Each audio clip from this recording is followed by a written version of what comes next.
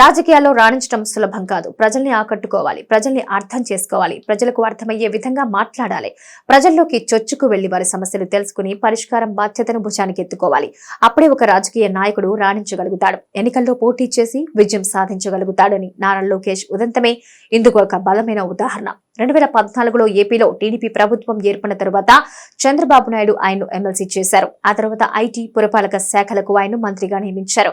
అప్పటి వరకు నారా లోకేష్ కు ఎటువంటి రాజకీయ అనుభవం లేదు. అలాంటి వ్యక్తిని తీసుకొచ్చి మంత్రిని చేయడం అప్పట్లో చర్చనీయాంశమైంది. ఇక కొంతకాలానికి అంటే 2019లో ఏపీలో ఎన్నికలు వచ్చాయి.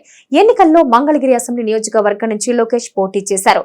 వైసీపీ అభ్యర్థి చేతిలో ఓడిపోయారు. చివరికి తన తండ్రి ఎమ్మెల్సీ స్థానాన్నైతే ఇచ్చారో అదే నారా లోకేష్ కు మిగిలింది. మంగళగిరిలో ఓడిపోయిన తర్వాత నారా లోకేష్ తీరుపై అనేక విమర్శలొచ్చాయి. 21 రోజుల్లో నియోజకవర్గానికి ఏమాత్రం సంబంధం లేని వ్యక్తికి టికెట్ ఇస్తే ఎలా గెలుస్తారని సొంత పార్టీ నాయకులే విమర్శించడం మొదలుపెట్టారు. అంతేకాదు స్థానిక ప్రజలతో మమేకం కాకుండా విజయం ఎలా సాధ్యమవుతుందని వారు ప్రశ్నించారు.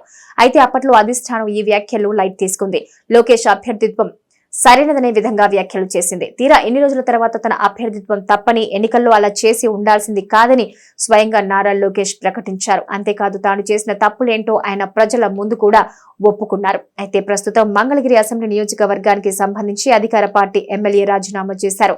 ఆయనకు ఎన్నికల్లో టికెట్ ఇవ్వబోరని జగన్ నేరుగా చెప్పేశారు. ఆయన స్థానంలో ఒక బీసీ నాయకుడికి టికెట్ దాదాపు ఖరామైందని ప్రచారం జరుగుతోంది.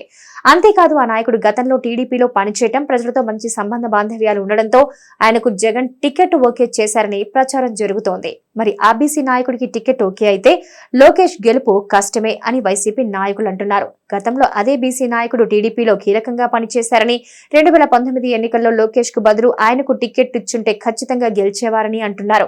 అయితే ప్రస్తుతం లోకేష్ కూడా మంగళగిరిలో విజయం సాధించాలని కృత నిశ్చయంతో ఉన్నారు. అక్కడి ప్రజలతో మమేకమయ్యేందుకు ప్రయత్నిస్తున్నారు. అక్కడి ప్రజల సమస్యలపై ఉద్యమాలు కూడా చేస్తున్నారు.